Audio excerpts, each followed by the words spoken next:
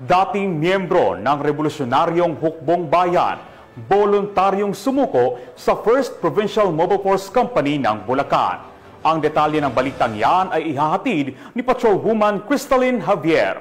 Isang dating miyembro ng Revolusyonaryong Hukbong Bayan ang voluntaryong sumuko sa Bulacan First Provincial Mobile Force Company kasama ang kanyang hindi lisensyadong baril sa Camp General Alejo S. Santos, lungsod ng Malolos, Bulacan.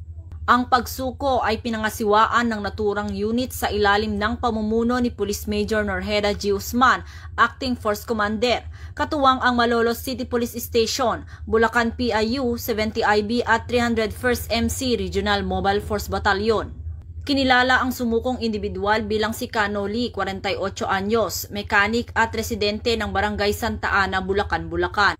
Ayon sa kanya, siya ay dating kasapi ng Revolusyonaryong Hukbong Bayan na kilalang kumikilos sa mga baybaying bahagi ng Bulacan, Pampanga, Zambales at Bataan. Kasabay nito ay ang voluntaryong pagsuko sa isang caliber 38 revolver na may 3 bala.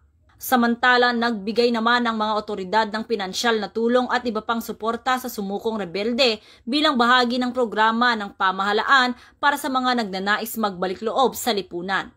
Tinitiyak naman ni Police Colonel Angel L. Garciliano, Provincial Director ng Bulacan Police Provincial Office, na patuloy nilang isusulong ang mga programa para hikayatin ang iba pang nalalabing rebelde na magbalik loob sa pamahalaan at mamuhay ng payapa kasama ang kanilang pamilya. Mula dito sa Bulacan Police Provincial Office, ako ang inyong PNN Correspondent, Patrolwoman Pearl Crystalline Javier, alagad ng batas, tagataguyod ng Balitang Pulis.